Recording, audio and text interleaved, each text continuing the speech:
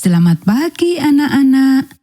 Kita akan belajar firman Tuhan melalui buku renungan pagi anak, Identitas. Hari ini tanggal 7 Juli, judul renungan kita, Apa yang Bukan Kerendahan Hati. Mari kita awali dengan doa. Bapa di surga, kami akan belajar firman Tuhan. Tolong kami supaya kami dapat memahami firman Tuhan. Dalam nama Tuhan Yesus kami berdoa. Amin.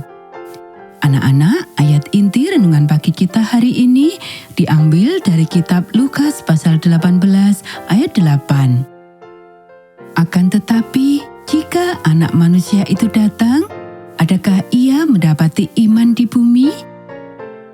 Kami telah mengatakan bahwa kami akan melihat cara-cara yang benar dan salah untuk menjadi rendah hati. Hari ini kita akan melihat sebuah ide yang keliru yang bisa jadi sulit untuk ditangkap, kerendahan hati yang salah. Semua orang tahu bahwa seorang Kristen seharusnya rendah hati. Terlalu sering hal ini mengarah pada sikap merendahkan diri, meremehkan pencapaian kita, menerima apapun yang diberikan, dan tidak pernah membela diri sendiri. Hati orang yang rendah hati biasanya berada di tempat yang tepat. Kita sangat takut akan kesombongan. Kita berusaha keras untuk menjadi lemah lembut dan menyenangkan hati Tuhan. Apakah yang dimaksud kerendahan hati? Yesus menceritakan dua kisah tepat bersamaan dalam Lukas pasal 18 yang mencontohkan dua hal yang berlawanan. Kisah pertama ada di 8 ayat pertama. Seorang janda yang diperlakukan tidak adil mendatangi hakim dan meminta keadilan. Seorang pria yang keras dan tidak peduli mengabaikannya. Namun ia tetap membela hak-haknya. Dia terus kembali bersikeras bahwa dalam hal yang benar harus ditegakkan. Yesus berkata bahwa dia akhirnya akan mendapatkan apa yang dia inginkan dan kemudian mendefinisikan hal ini sebagai iman yang gigih. Tetapi bagaimana dengan memberikan pipi yang lain? Bagaimana dengan mengasihi musuh Anda? Faktanya, seperti banyak hal lainnya, kerendahan hati tidak mudah dilakukan. Jarang sekali kita dapat mengetahui dengan tepat apa yang harus dilakukan dalam situasi tertentu. Itulah sebabnya kami menghabiskan waktu pagi, siang, dan malam untuk mengutamakan Tuhan di setiap saat.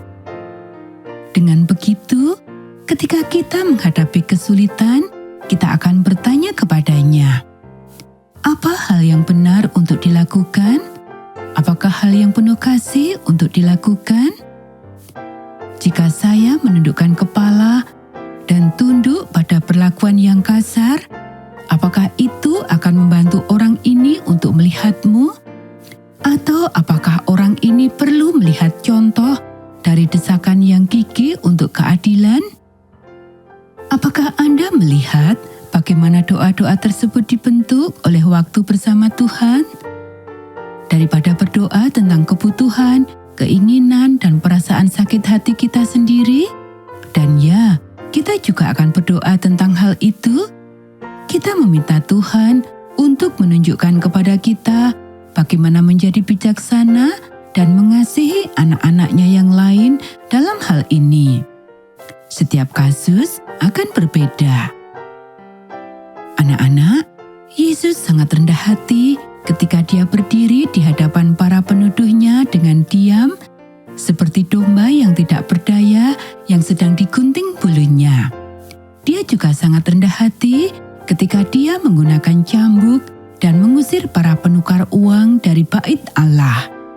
Ingatlah, dia mengatakan kepada mereka untuk tidak menjadikan rumah Bapakku sebagai sarang penyamun. Dia bisa saja dengan jujur mengatakan rumahku, tetapi dia keluar untuk membela Allah, bukan dirinya sendiri. Anak-anak, Demikianlah renungan pagi kita hari ini. Mari kita akhiri dengan doa.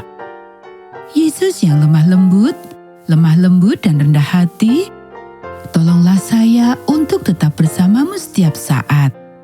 Ajarlah saya untuk benar-benar rendah hati tanpa meremehkan diri saya sendiri atau orang lain. Ajarlah saya untuk menjadi bersemangat dalam memperjuangkan hak-hak-Mu dan mengasihi musuh-musuh saya. Amin.